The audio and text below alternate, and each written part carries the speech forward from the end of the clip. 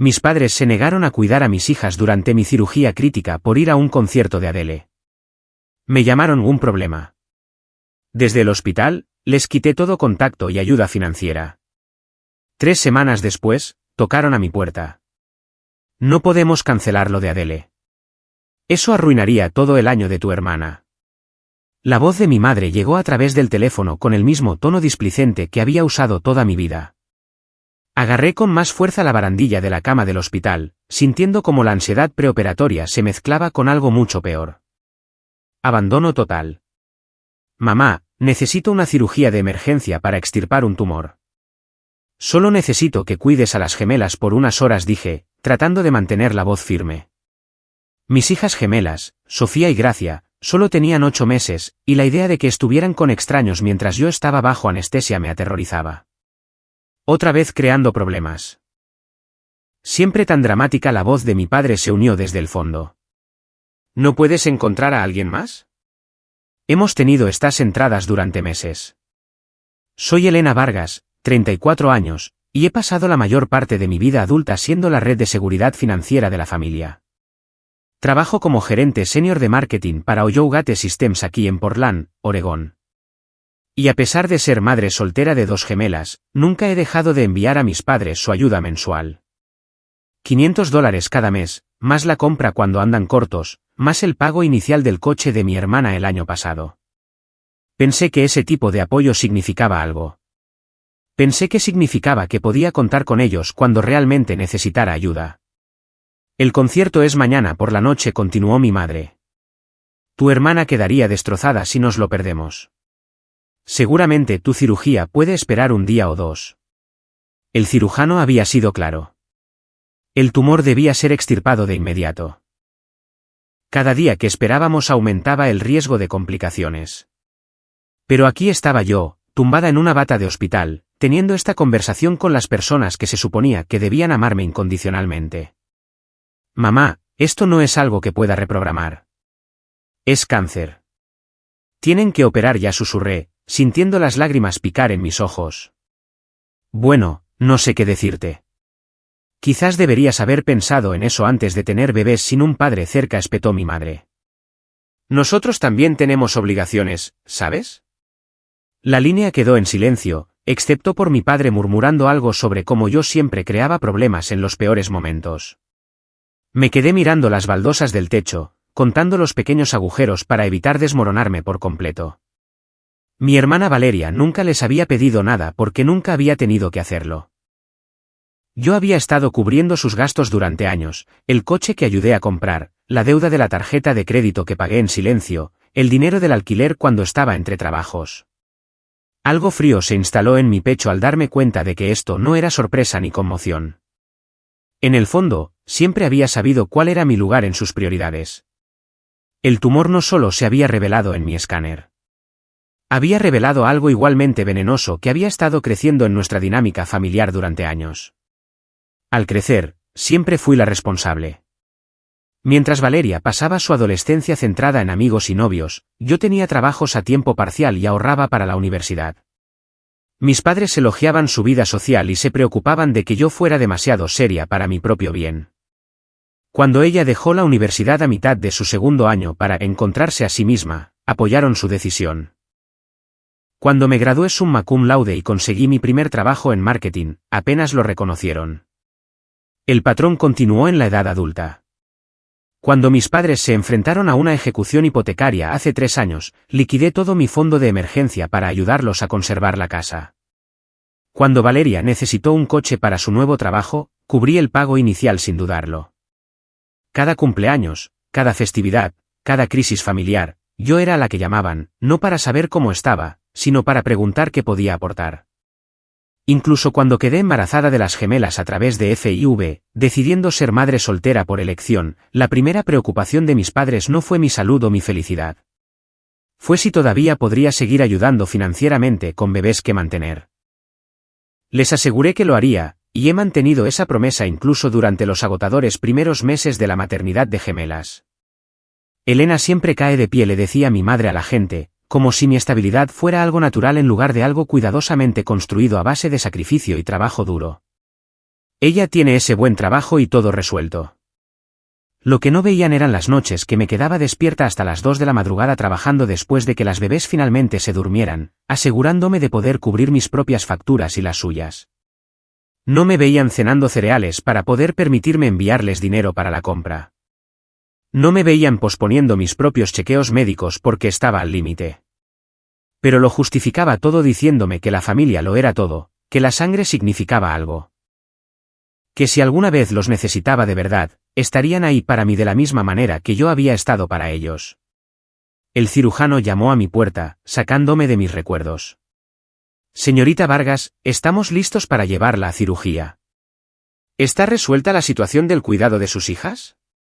Asentí, habiendo pasado la última hora contratando a una niñera profesional a través de un servicio de emergencia. Costaba más de lo que podía permitirme, pero no tenía otra opción. Sí, todo está arreglado. Bien. Su vecina parece muy fiable, dijo, consultando su historial. La señora Ramírez, ¿verdad? Ha estado preguntando por usted. Casi lo corregí, pero luego me di cuenta de que no importaba. La anciana de al lado había mostrado más preocupación por mi bienestar en la última hora que mis propios padres en años. Quizás eso decía todo lo que necesitaba saber sobre quién era mi verdadera familia. La anestesia se había disipado por la noche, dejándome atontada pero consciente del dolor hueco en mi pecho que no tenía nada que ver con la cirugía. El tumor había desaparecido, benigno, afortunadamente, pero la herida emocional que mis padres me habían infligido se sentía en carne viva e infectada. Miré mi teléfono durante una hora antes de finalmente revisar mis mensajes. Nada de mis padres, ni siquiera un mensaje de texto preguntando si había sobrevivido a la cirugía. Pero había 3 mensajes de mi hermana, Valeria. Cada uno más emocionado que el anterior sobre el concierto de Adele, fotos de su atuendo, vídeos de ella y mis padres preparándose, actualizaciones sobre sus asientos. En el último vídeo, podía oír a mi madre de fondo diciendo, Elena estará bien. Siempre lo está. La enfermera entró para tomarme las constantes vitales y me encontró llorando. ¿Siente dolor? ¿Puedo aumentarle la medicación? No, dije, secándome los ojos.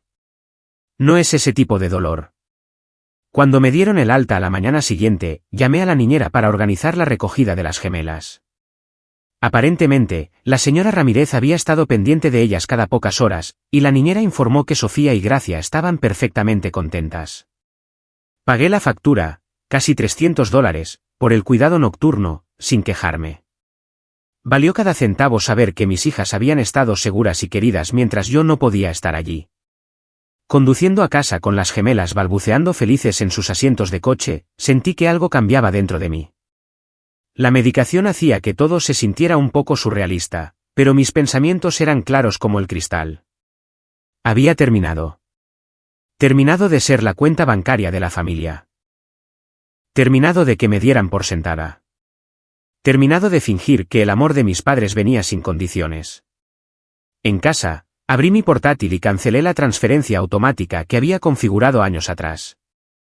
$500 al mes que ahora se quedarían en el fondo universitario de mis hijas, donde pertenecían. Eliminé los datos de mis padres de mi aplicación de entrega de compras y cancelé la tarjeta de crédito que les había dado para emergencias. Luego, bloqueé sus números por completo. Se sintió a la vez aterrador y liberador, como saltar de un acantilado sabiendo que tenía alas. Las gemelas necesitaban su siesta de la tarde, y mientras las acomodaba en sus cunas, Gracia levantó la mano y me tocó la cara con su manita. Sofía me regaló una de sus sonrisas sin dientes que nunca dejaba de derretir mi corazón. Estos 2 pequeños seres humanos perfectos eran mi prioridad ahora. No unos padres a los que no les importó llamar después de mi cirugía, no una hermana que daba por sentada mi generosidad. Había pasado años creyendo que el amor significaba dar constantemente, disponibilidad constante, sacrificio constante. Pero viendo a mis hijas dormir pacíficamente, me di cuenta de que había estado modelando la lección equivocada. Se suponía que el amor debía ser recíproco. Se suponía que el amor debía aparecer cuando más importaba.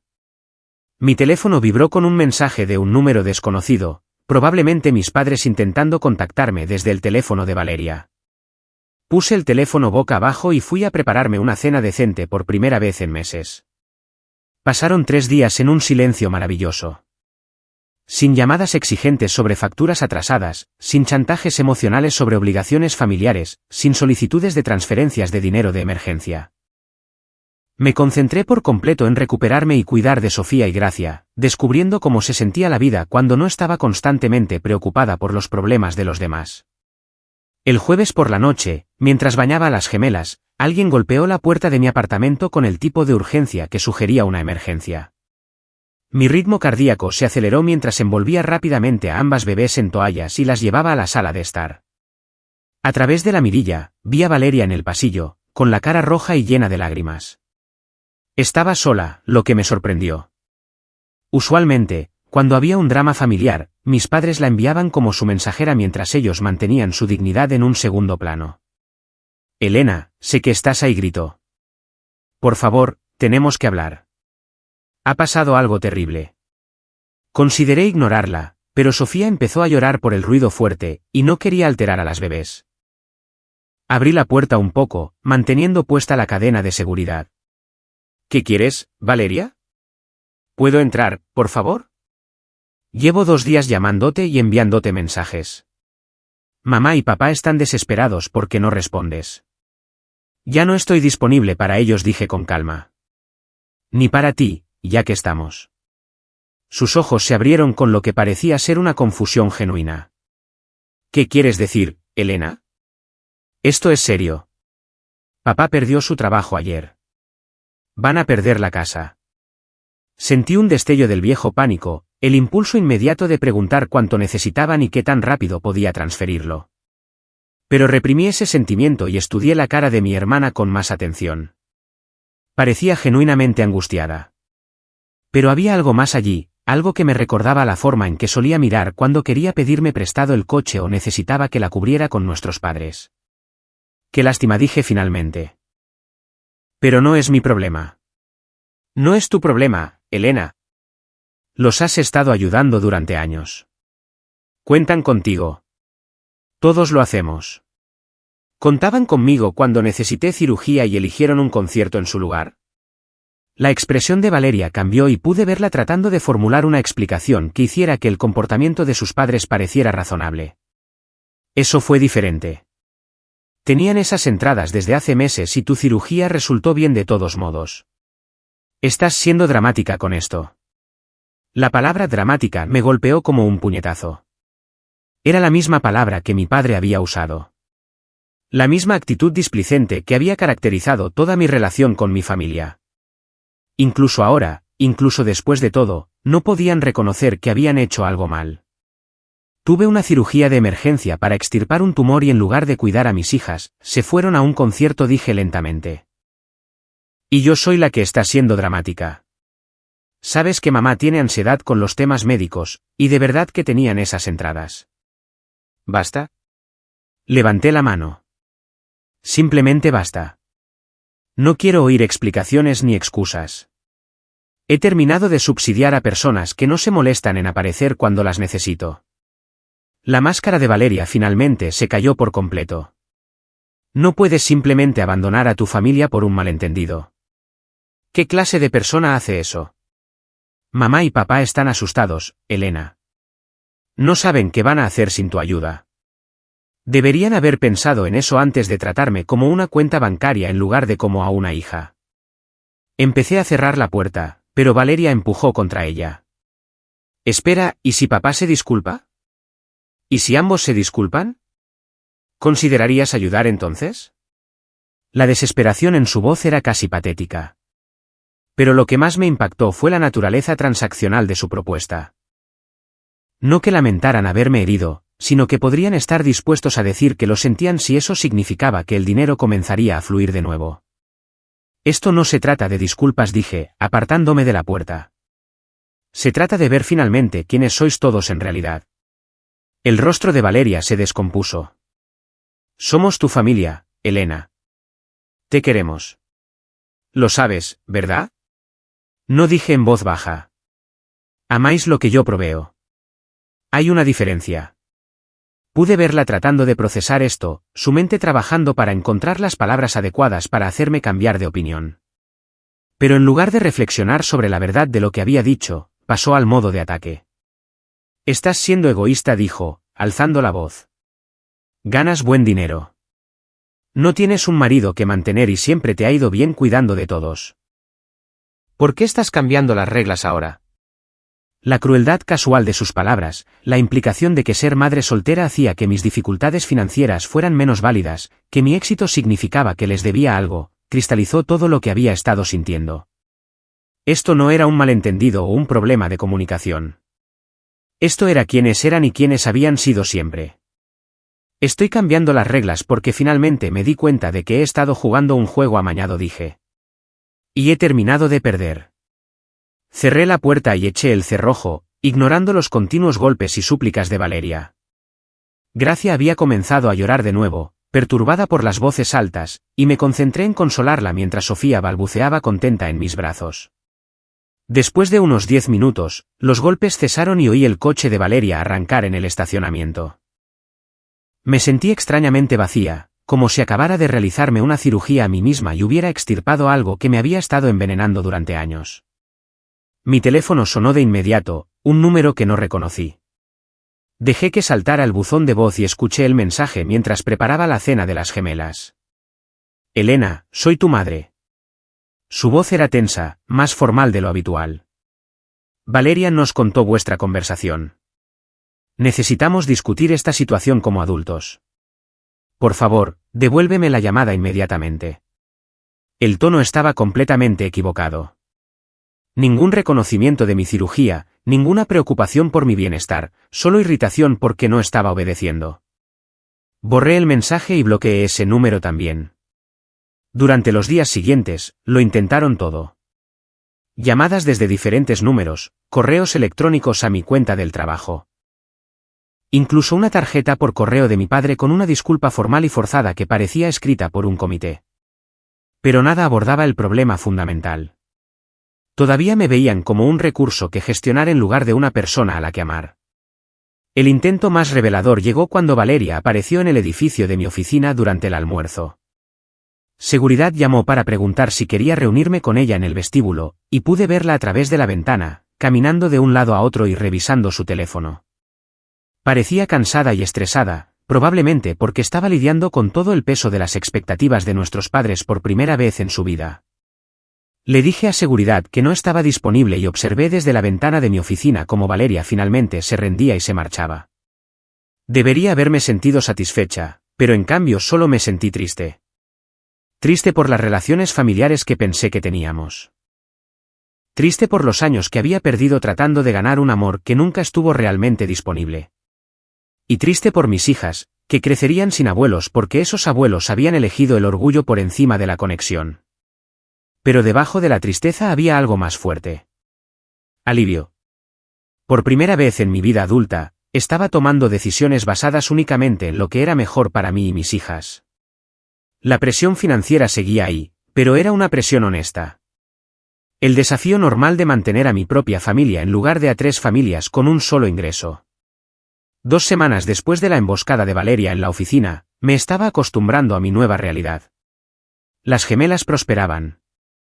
Mi recuperación progresaba bien, e incluso había logrado empezar a ahorrar dinero por primera vez en años.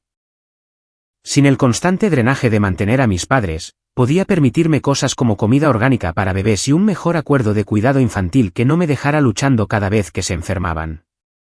Estaba dándole a Sofía y Gracia su baño de la tarde cuando oí el familiar sonido de una puerta de coche cerrándose de golpe en el estacionamiento, seguido de pasos pesados en las escaleras. Mi apartamento estaba en el 2º piso y los pasos se detuvieron justo afuera de mi puerta. El golpe fue diferente esta vez. No los golpes desesperados de Valeria, sino un golpe lento y deliberado que de alguna manera lograba transmitir autoridad y derecho. Me sequé las manos en una toalla y miré por la mirilla. Mi padre estaba en el pasillo, vistiendo su mejor chaqueta y sosteniendo su sombrero en las manos como un personaje de una película antigua. Detrás de él, parcialmente oculta en las sombras, estaba mi madre. Parecía más pequeña de lo que recordaba, con los hombros encorvados por lo que podría haber sido vergüenza o simplemente fatiga. Me quedé allí un largo momento, observándolos a través de la mirilla. Mi padre cambió su peso de un pie a otro y miró su reloj. Mi madre le susurró algo y él negó con la cabeza bruscamente. Parecían personas esperando una entrevista de trabajo que no estaban seguras de querer. Una parte de mí quería abrir la puerta solo para ver qué dirían. Pero una parte más grande de mí recordaba estar tumbada en esa cama de hospital, aterrorizada y sola mientras ellos disfrutaban de un concierto. Recordaba la forma casual en que mi madre había desestimado mi susto por el cáncer, la suposición automática de que mis necesidades siempre estarían en segundo lugar después de sus deseos. Las gemelas chapoteaban felices en su baño, completamente ajenas al drama que se desarrollaba en el pasillo. Miré sus rostros inocentes y tomé una decisión que se sintió a la vez fácil y final. Me alejé de la puerta. Llamaron de nuevo, esta vez con más insistencia. Luego oí la voz de mi padre. Ahogada, pero lo suficientemente clara para entender. Elena, sabemos que estás ahí. Podemos oír a las bebés. Solo queremos hablar. Luego la voz de mi madre, más aguda y tensa. Por favor, cariño.